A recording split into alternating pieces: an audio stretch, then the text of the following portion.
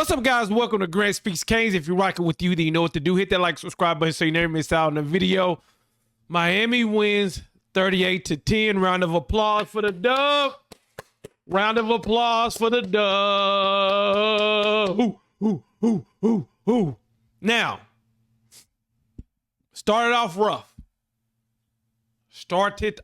rough. Before I even talk about how it started off, I want to say shout out to the defense.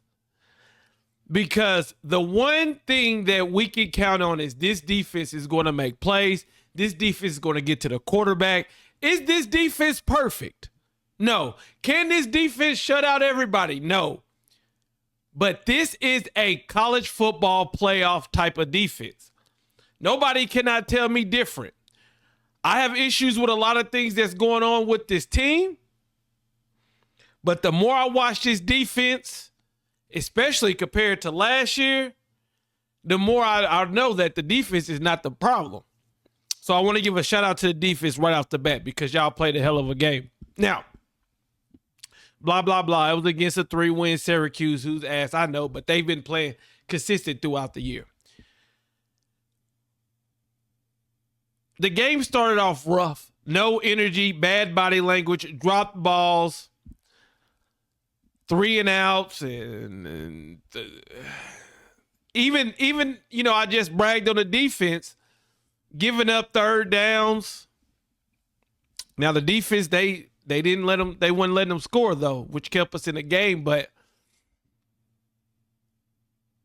we've got to figure a way to get going out of the gate. We've got to figure a way. Why does it take us a full quarter to get going? And that's what happened tonight. Now, on the telecast, Mario said that they did a good job mixing up man and zone, and then Carson Beck ended up figuring it out, and we did good. But here's the bottom line. Man. Carson Beck's body language when things are going bad, it ain't good. I know there are some people who say, well, Cam Ward slammed an iPad. Just because somebody's mad, they should be mad.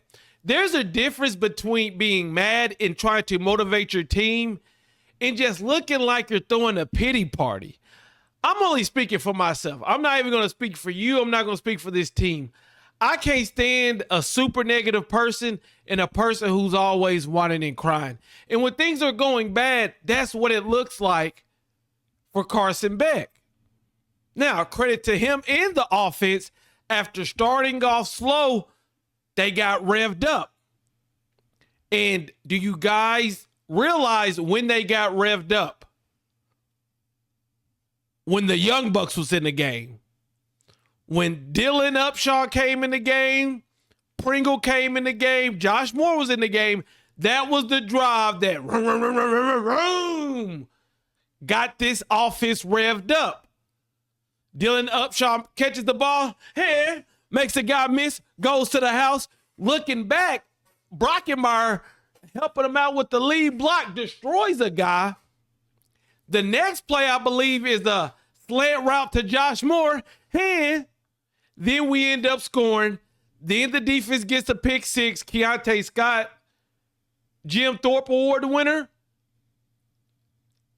This man, whoever said we should go get him, kudos to you because this man is playing out of this world. And we were able to blow him out towards the end. We got to see Wildcat Tony. We got to see throwback from Tony to Carson Beck scoring a touchdown. Hey, Carson was all happy and smiled. Let's go, Carson. Listen, I'm rooting for Carson. I'm rooting for Carson because if Carson Beck does good, the U does good. But I also go off of what I see. And then, of course, we saw the big boy, Carson Beck, run to his left, throws it back, and it's Maui Goa to the 5, into the end zone, the big boy, touchdown. And you got to see Mario and Fran Brown both going at each other on the other sideline, Mario calling trick plays at the end of the game. Shannon Dawson calling trick plays at the end of the game. Getting the score to be 38-10. I love it. I wish we would have scored more, but I love it. At the end of the game, Fran Brown ran up. I believe he said, "Good shit, boy," to Mario. Mario dapped him up, and that's how it should be. In a game of football, when we go up against each other, I'm going to talk my stuff. You going to talk your stuff. And at the end of the game, cool. I'll see you next year. And you handle business. Ain't got to be everybody liking everybody. That's my type of sportsmanship. In the middle of a game, we can hate each other. But at the end of the game, all right, dog, okay, I'm going to whoop your ass next time I see you. I can't wait till the next time I see you. That's how it is. I'm happy with this win. 4-game stretch. We got to win one. Then we got to win another one. Then we got to win another. Then we win another one. Now, I will say this. That's talking about this game. Let me make sure I talked about the things I like. Defense, Keontae Scott. D-line played well. Offensively, Carson Beck started off slow, got going up. JoJo Trader, you had a bad game. There was a lot of people out there going at JoJo or going at the coaches for not getting ball to JoJo and saying why this and that. Well, JoJo had a bad game tonight. Guys, players are allowed to have a bad game. Let's see how he bounces back. Because there's two extremes that are about to happen from JoJo's performance. You're about to have one side say, JoJo is trash. I told you guys. Then you're about to have another side to say, well, you didn't play him the first couple games. Now you expect him to be Superman. Guys, this is let's see how this season plays out. And then we can decide how good JoJo Trader is. He played good against SMU. He played bad against Syracuse. We'll see how he does the rest of the year. Okay? We don't got to make a declaration right now. Is he good or bad? Let's see how he does. I've seen CJ Daniels have a good game. Then I've seen him drop passes. Same thing to Keelan Marion. Shout out to Keelan Marion. Over 100 yards today. That's good. And then Jadis Richards. I'm glad Jadis is back. He got injured in the Duke game. He was able to play tonight.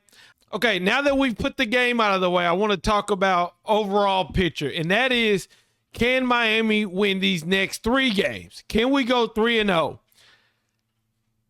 Talent-wise, when I look at this team and I look at the pieces and I look at the talent-wise, I think they can. But something between the coaching and the talent mixing together isn't working out. I don't know what it is.